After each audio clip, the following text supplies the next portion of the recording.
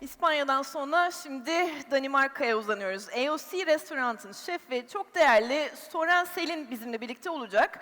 Selin'in Paris'teki Michelin yıldızlı restoranlardan başlayan mutfak kariyeri memleketi Kopenhagen'a döndüğünde de Alberto K'de devam etti.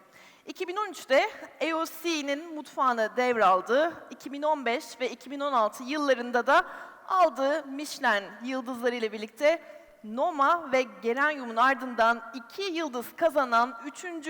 İskandinav restoranı oldu. Şimdi alkışlarınızla Søren Selin bizimle birlikte.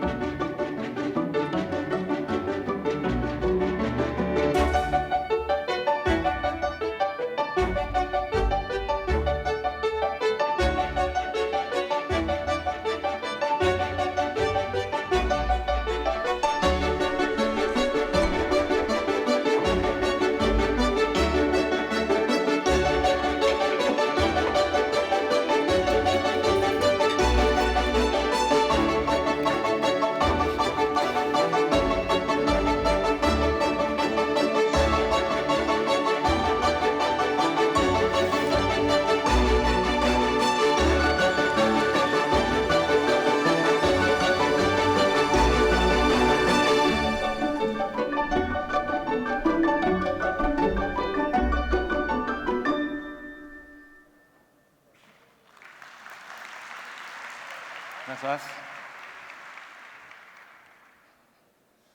Hello, my name is Søren Selin'de and this is Kate Austin. We come from restaurant AOC in Copenhagen. And I would like to start by saying thank you to Gastromasa for the invitation. It's been a really nice trip. Today we will speak about inspiration. What is it? How can we get it? Where can we find it? And we will also show some results of our own inspirational process, some dishes from the restaurant. So first, what is inspiration? If you look in the dictionary, you can find some different descriptions. It's described as being the process of being mentally stimulated to do or feel something that puts you in a creative mode. It's also described as a feeling of enthusiasm you get from someone or something, which gives you new and creative ideas. So normally we think about people being randomly struck by a flash of inspiration. So we see inspiration as a feeling that occurs by accident. However, inspiration is also a process, and you can actually do many, many things yourself to be inspired. So where can we find inspiration? I think for me the most obvious answer is in nature. Going for a walk in nature is one of the most commonly used ways to find inspiration. Musicians, writers, painters, they often describe this as their favorite method to achieve an inspirational state of mind. Something happens to the human mind when we are surrounded by nature. This is where we come from, and the smells and sounds of the forest makes us relax so we can observe the beauties of nature. As a chef, we work with nature, and this is one of the great things with being a chef, is that we get to express ourselves with the most basic elements of life. History is also a great source of inspiration.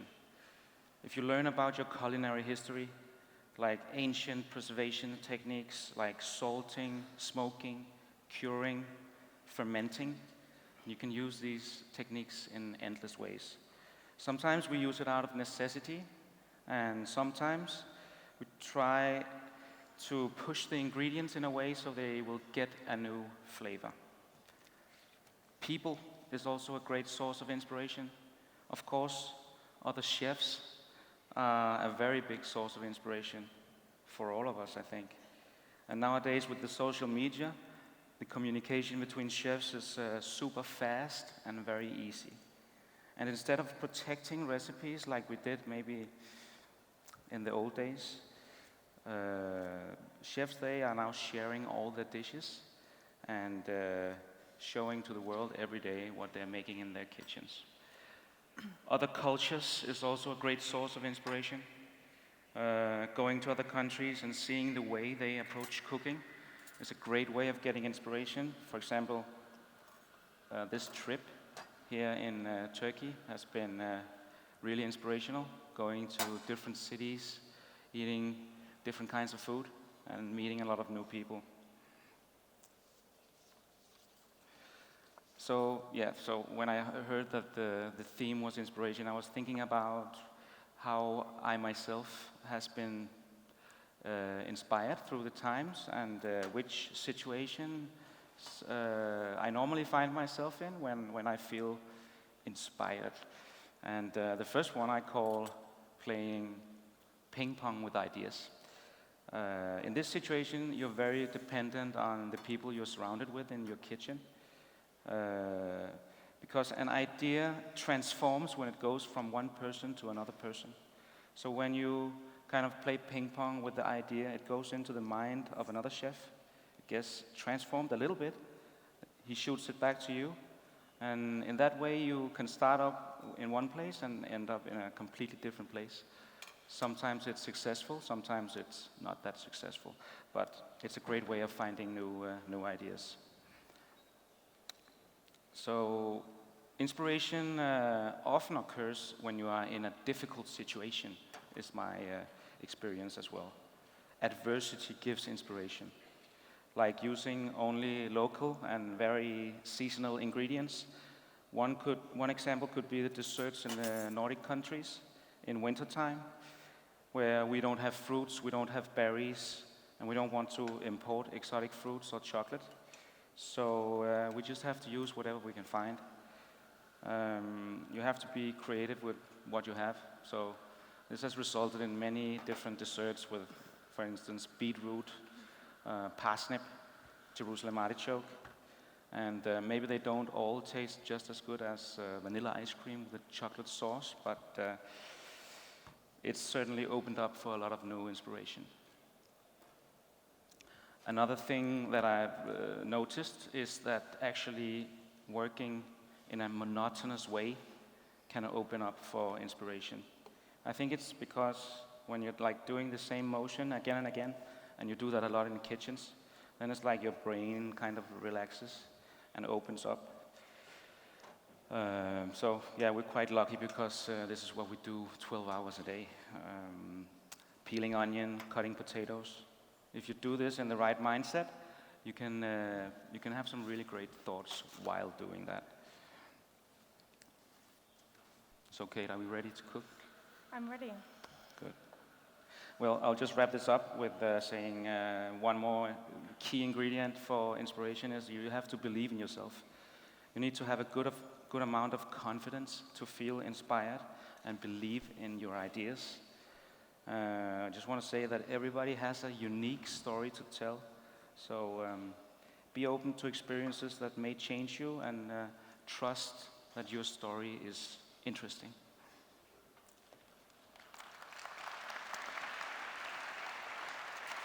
Okay, now we will cook 3 dishes for you. We're going to start with a dish that's currently on the menu. It's a scallop dish. And I don't know, Kate, if you want to run through the ingredients? Yeah, for sure. So we have hand-dyed Norwegian scallops. We take them raw, then we slice them super thin. We have inside some fresh daikon and some fermented kohlrabi. Depending on the season, sometimes we do fermented white asparagus. It just depends where we are in the year. The idea is that the daikon is crispy, or crunchy, sorry, the same with the kohlrabi, and then the soft flesh of the scallop is a contrast. Then we have a sauce, which is made from a mussel stock and cream and a crown dill vinegar. So this is crown dill, which we pickle in the summer. It's a super intense. You can eat the seeds as well, but we pickle it, just strain off the vinegar, and use it to season the cream. Because it's vinegar, it thickens the sauce, so it has quite a nice consistency. And then on the side, we make what you will probably know more as a bao bun, although we don't really say it's a bao bun. We use a mussel powder, so it has that nice taste, and then we deep fry it to order. So what we like is that it's fresh, it's also creamy, and then there's a bit of fun that you can soak up the sauce with the bun. Yeah, that wraps it up. So, tableside in the restaurant, we just finished the dish with this sauce, as Kate explained. And I don't know if you can see it, but it's a very visually, looks very simple, the dish. I like that. It looks like it's a solid block of white colors. And then when you dig into it as a guest, it kind of falls apart and opens up. And the inspiration for this dish is very much in a textural way. Yes, and then you have this on the side. Okay, so if we're ready, we'll go on the next dish. Or should I maybe just talk a little bit more?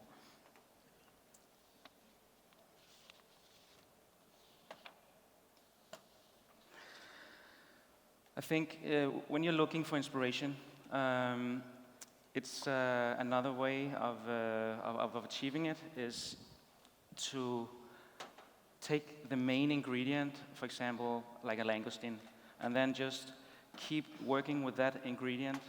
This is the base for your dish, and try to make it reveal itself in a new way, because I think it's always very interesting to try and make the ingredients show new sides of itself. Yeah. So this next dish, it's tableside serving. We like to do that in AOC because you kind of bring all the fun to the table right in front of the guest.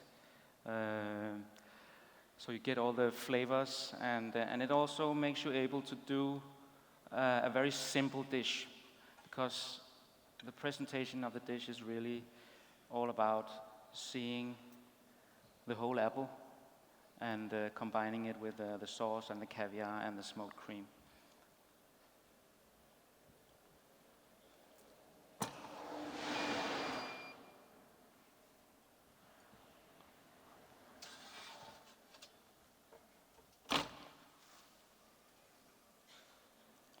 So we basically just bake these apples. So you kind of intensify the flavor. And then when you come down to the table, we peel it, kind of open it up. And because it's gone a little bit mushy on the sides, you can, it's the waiters that normally do it in the restaurant. They can scrape off the baked apple with a little spoon and then serve it in a plate.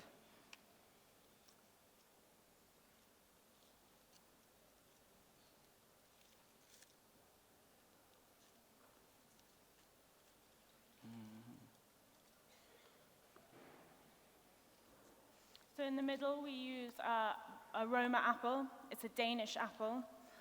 It's quite sweet and savory and citrus. So when we cooked it, or we slow roasted it, we found that the flavors only intensified, just like if you eat normal baked apple. We then smoke a cream, literally just cream with salt, lemon juice, sugar, and we smoke it 15 minutes, 3 times, which is quite a long time to be smoking. It creates a bit of a skin, which is brown. It doesn't look that nice, but if you eat just the skin, it's got so much flavor. So we whip it in, and the color goes and disappears, but we don't get rid of it. And then we have black label caviar. It's relatively new that we're using in the restaurant. It's only been matured for about 9 weeks, which isn't that long.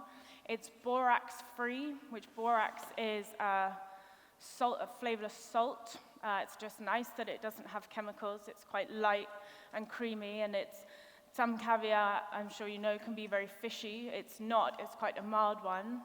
And then the sauce is apple and fennel.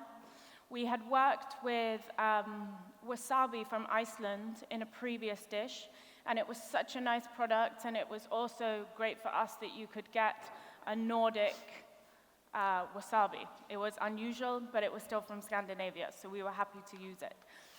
We found that if you grated the wasabi into the sauce, instead of being super hot, it kind of provided the flavor of a wasabi without overpowering it. And then we split it with an oil from blackcurrant leaf. We use the wood in a dessert and the leaves for this dish. Good. Okay, should we make the next dish, the Yes. last dish? So also, thank you.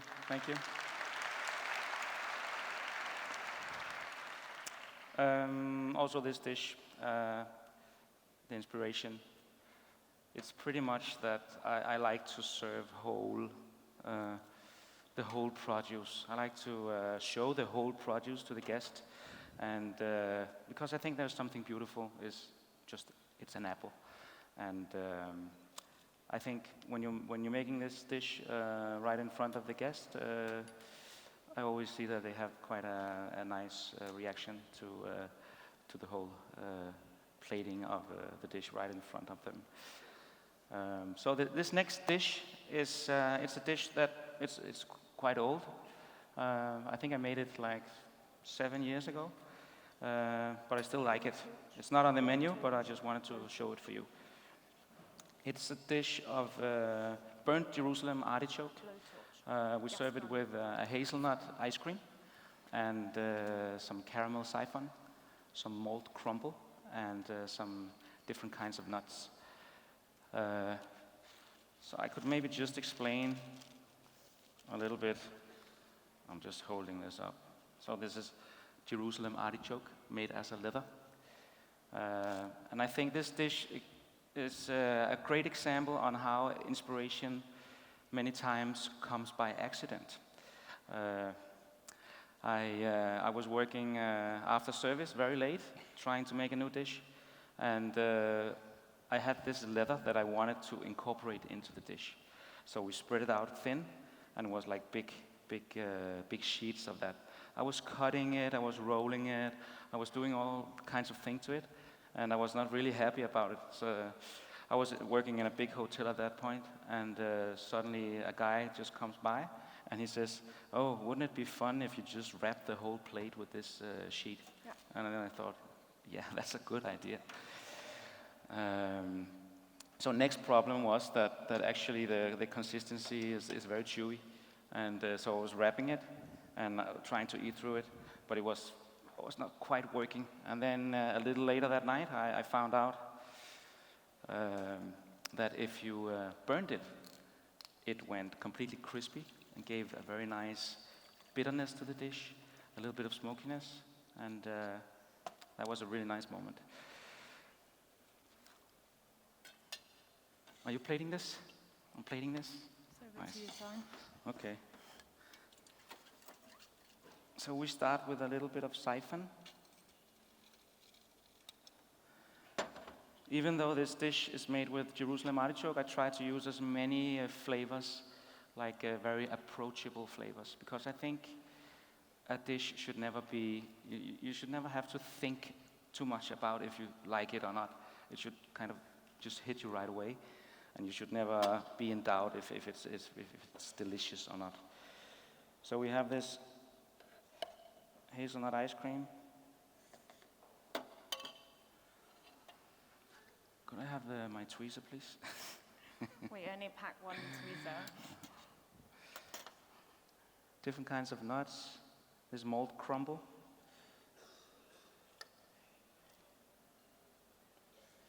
Some crunchiness. And we cut this out in circular shapes. Kind of fold it over the plate.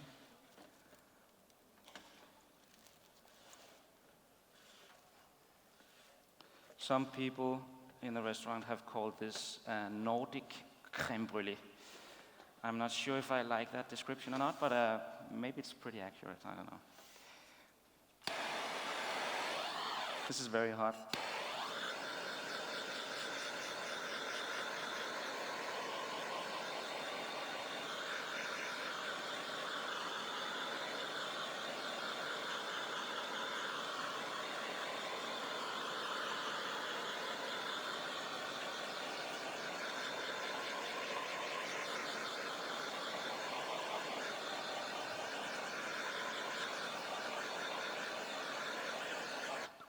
That's it.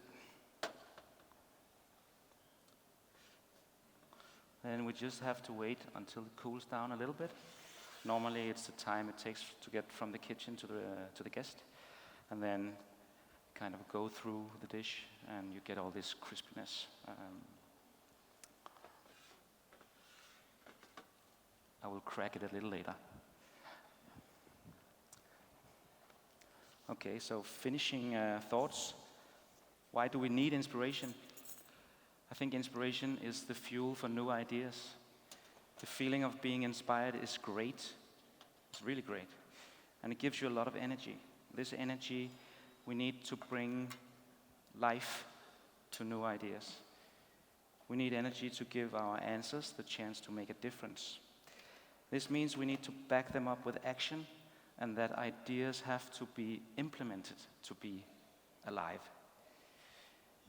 With inspiration, we can actually also improve the raw material. Something sounds weird, sounds strange, because like a freshly caught fish is already perfect. So what can you do to make it better? A nice fresh tomato is already perfect, so what to do? But I think it's my opinion that by giving the guest a new experience, by trying to create something that's new, you're kind of adding this ingredient. It's a human ingredient, and it's inspiration, it's creativity. And this way we can surprise and delight the guest and bring the dining experience to the next level. So as a chef, you must strive to be original, because, and I think we all know this, first time you taste something that's really delicious, it's just extra delicious. And first time you see something that's very, very beautiful, it's even more beautiful. So that's all we had to say for today. Thank you very much.